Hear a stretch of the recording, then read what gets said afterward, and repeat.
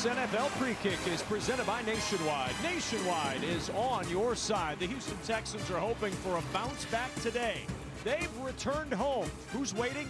Early MVP candidate Christian McCaffrey and the San Francisco 49ers. Good afternoon, everybody. Alongside my partner, Daryl Johnston, I'm Kevin Kugler. And Daryl, somehow, some way, the 49ers keep finding a way. 5-2 despite a season's worth of adversity. Yeah, always fun talking with Kyle Shanahan and how he plans to attack that opponent. Last week, he wanted to get to 40 runs. They almost made it there at 39. He's a little bit conflicted on which route he's going to take today. Excited to see which one he chooses. Houston Texans scored 70 points in 2 games before the bye, then came out and, as C.J. Stroud told us, laid an egg on Monday night. The question is that a one-off? I don't know if we have enough information to make that decision right now. I think the biggest concern was what they did at practice did not translate to the game. The approach today, keep it simple, play fast, play physical, and do your job. For the San Francisco 49ers, no Brock Purdy, but Mac Jones has filled in capably, and he's got one of his favorite targets back again this week in George Kittle as they try to solve an elite Texans defense with Will Anderson and cornerback Derek Stingley. We'll kick this off in Houston next on Fox. Our players to watch are brought to you by Nationwide. Seems fitting that on National Tight Ends Day, we'd watch George Kittle and Dalton Schultz, 2 tight ends playing a big role in Houston today.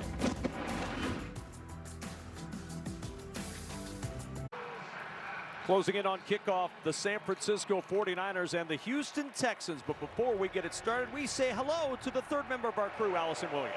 Hey there, Kevin. Texans' DeMeco Ryans is in his 3rd season as a head coach, and today he'll face, for the first time, a couple guys who knew him well as a player and really influenced him as a coach. In 2006, Ryans was a rookie with the Texans, and on staff, a young Kyle Shanahan and 49ers DC Robert Saleh. In 2017, when Ryans retired and wanted to get into coaching, he was hired in San Francisco as a quality control coach and was eventually promoted to defensive coordinator, replacing Saleh, who went to be the head coach of the Jets. And Ryan says it is Shanahan who was one of the first to tell him he had what it takes to be a head coach in the NFL. So yes, today is special. He said, San Francisco's where I got my start and grew to love this profession. I'm thankful they gave me that opportunity, but the focus this week is just to go out there and beat the crap out of them, Kevin. I think Allison censored that a little bit for our family audience, and it's nice to hear as we get set for this. And it's interesting, you hear Kyle Shanahan say that to DeMeco Ryans. It reminds us a lot of Sean McVay when he would say to somebody, I believe in you. It's simple to say, but it's meaningful all these years later.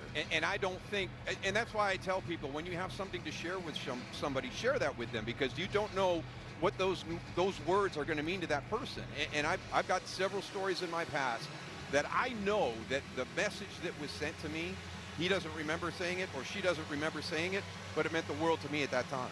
Eddie Pinheiro will kick this off. San Francisco won the toss. They've elected to defer. It will be Houston ball, and we'll start to see if there are answers on this Texans offense after a clunker on Monday night in Seattle and twists out near the 35-yard line where British Brooks gets the tackle.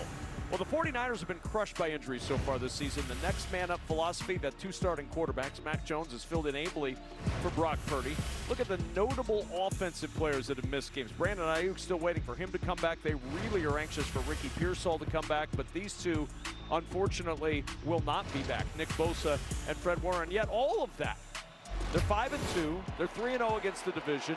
Brock Purdy's close to coming back for San Francisco, and they go to work down 3-0 late first quarter. Our first game break with Carissa. He's not going to shake his head at that, Carissa. Well, Giants fans are going to shake their head at this. Eagles looking for revenge after losing to the Giants 2 weeks ago, and it's Saquon all day. 65-yard score. Eagles up early, 7-0 over the Giants. Kev? And Neal. And here comes this Texans offense, and C.J. Stroud 7 for 9 on the opening drive. His team with a 3-0 lead over San Francisco at home. Tomorrow it's Game 3 of the World Series as the scene shifts to Dodger Stadium in Los Angeles. Vladimir Guerrero Jr. leads the Blue Jays against Shohei Ohtani and the Dodgers with the series tied at a game apiece. Game 3 of the World Series tomorrow right here on Fox. Texans back to work deep in their own end with a 3-0 lead, and we're seeing this offense coming off of An impressive 16-play, 57-yard drive going to work from the 13.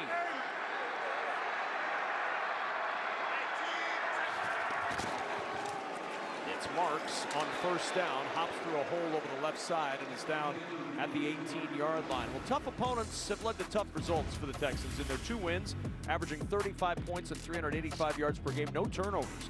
In their 4 losses, though, 14.3 points per game, under 120 fewer yards, and they've turned it over 6 times. Their 2 wins are both against teams currently with just 1 win. Their 4 losses all against teams with winning records. And of course, as you can see at the bottom of your screen, San Francisco 5-2. Just a stone's throw from where we are in Houston, Herman Park. We are at NRG Stadium alongside Daryl Johnston with Allison Williams on the field, Mike Pereira in our studios in Los Angeles. I'm Kevin Kugler. We start this with a field goal in the second quarter. And if you're sitting at home going, these guys aren't talking at all about the 49ers offense. Well, that's why. 23-4 is the play differential through 1 quarter to the second quarter. They took the football to start things off.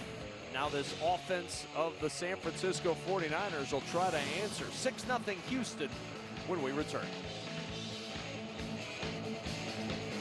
A touchback. Let's get a game break with Carissa Thompson in Los Angeles. Thank you so much, Kevin. Ravens still without Lamar Jackson, but Derrick Henry going to walk this one in for the score. And with that, he now passes the legend Walter Payton for 5th all-time in rushing touchdowns. Ravens lead this one 7-6 over the Bears. Kevin? Back in the city of Houston, Texas, where the home team leads 13-0. San Francisco without a first down. It's the longest they've gone without a first down in the Kyle Shanahan era at San Francisco. Houston has 10 first downs. You see there, the Niners have 10 plays.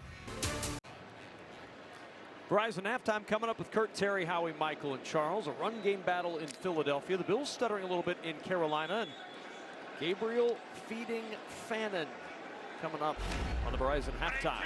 Half comes to a close. They didn't know what to do with the football, Kevin. They intercepted it for the first time in 15 games. I mean, that is an opportunity for points. You're going to get a chance to walk out. Eddie Pinheiro, and how far was he pregame? He was 61 with room to spare. They just forfeited 3 points right there. Got to watch that clock. Got to know the clock before the snap of that ball. So C.J. Stroud a little frustrated, but our didn't settle top performer is brought to you by State Farm, and it is C.J. Stroud and the touchdown pass that he had earlier in this game, able to find Jaden Higgins for 6 and pacing Houston to the 16-7 lead at halftime here in Houston. Off we go to Los Angeles and the Verizon halftime show.